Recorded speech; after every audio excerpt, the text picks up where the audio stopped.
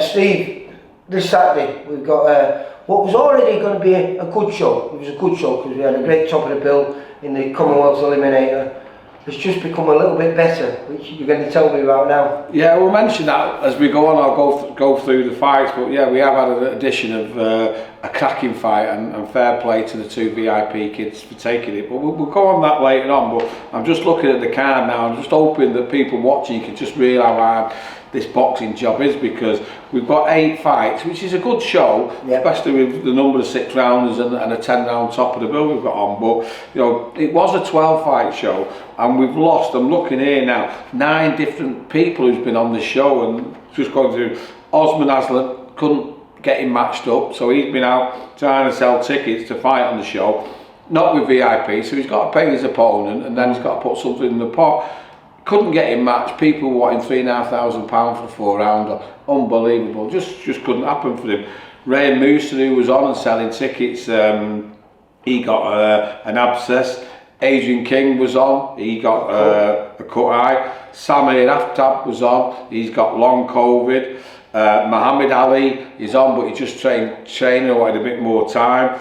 Laura Kelly was on, but we couldn't match her at the weight that she was, so she'll be making a debut again. Kane Garner was the original top of the bill, but he's got a job away from home and he's took that. And then we had 2 kids who were going to make the debuts, Harry Winard and Yusuf Saeed, who would have been good additions to it, but they've not had the licences come through for various reasons at the moment. So that's 9 people who could have been on this show that weren't, but the 8 that are on, and I think Steve Liz has done a great job matching them here. We've got Owen Anderton, who kicked the show off at 7:05, fighting the Lithuanian Vaidas Balkiauskas, who we've seen before. Yeah, he's a tough kid, so that'll be a good start. This was added on yesterday after Gary Booth had to pull his show on Friday night in Earlham or Urmston, where he runs. Is it Partington? Yeah, he had to pull it. Couldn't match his kids, and believe me, it's hard. Everyone's ringing around at the moment, matching, begging for people for this weekend. I believe there's 11 shows, so it's tough. So they put Marcus Tomlinson v Christoph Sulgis from Wakefield. Good test that. And he's a tough kid and has a goal, isn't he? So I think Marcus, though, he's coming off 2 stoppages on the bounce. Yeah. So it's a bonus to have that on the show, you know, no problems there. Then debut, Kay Dorber fighting Perry Howe, which for his debut, it's not an easy one, no, but again, couldn't match him, not many cruiserweights about. But Lee Brundle speaks very highly of Kai. Yeah, so it'd be good to see what he's about, won't it? So that's a great fight to have it. And then Mohamed Mia, who's sold a load of tickets on his debut, he's actually fighting Lee Hallett, who was down to fight Joe Howarth, who we're going to talk about in a minute. We were struggling matching Mohamed. We had got a foreigner, but because of the circumstances it changed in another, he's now got Lee Hallett.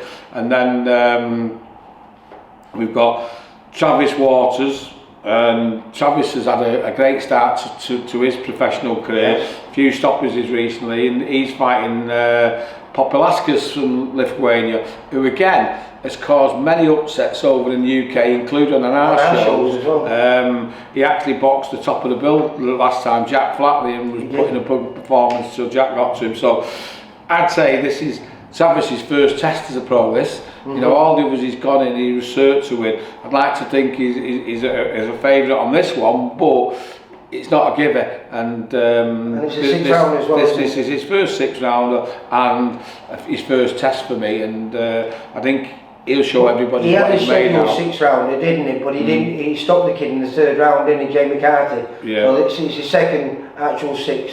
Yeah. First. And then the fight that you was begging me to tell everyone about, Joe Howarth v Hash Raymond, which both were out selling tickets, both were in the home corners, and Ash's opponent, Dan Booth, pulled out yesterday, was left with no opponent. We knew how hard it was because we've been looking for Mohamed Mia for 5-6 days.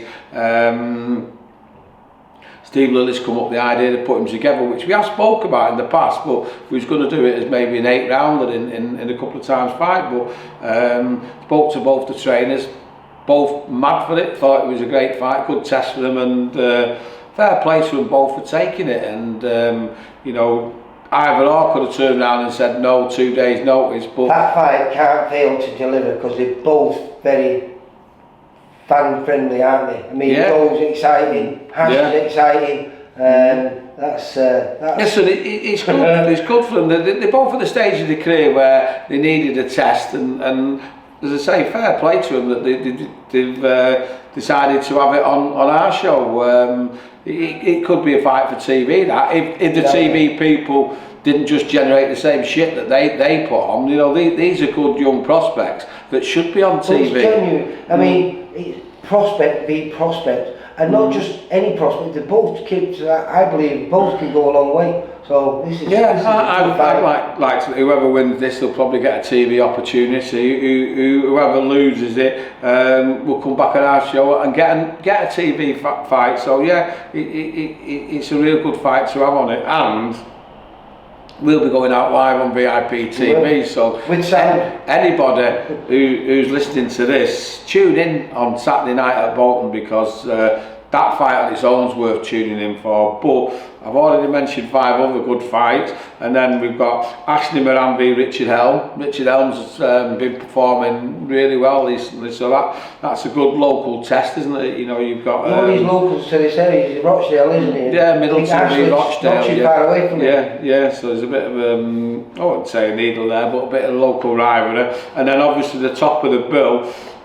Barnstormer Jack Flatley v Ryan Amos, who is a very, very good fighter. He's had experience of being on the TVs as well, so he's not going to come here and freeze. I think everyone's in for a treat on Saturday night over in Bolton, and if you get your sound on, I think there'll be exciting commentators talking about this. I'm excited myself, looking forward to it, Lee. Yeah, I am, mate. And a great show the week afterwards. This is just a massive bonus, mate. A top fight to go with the top of the bill. Yeah. Well, as I say, anyone listening in, if you can't get your tickets and they're only £40 or £70, you can pay on the door. Tune in to VIP Boxing on YouTube. It'll be a great night. See, have we got a day before weigh-in for this? Yes. Right. Yeah. Well, I'll see you then, mate. Okay, pal. All right, mate. Bye. For all boxing info, news, and latest interviews, amateur and pro across the north, click and subscribe. VIP Boxing Promotions. Also, Twitter, Instagram, and Facebook.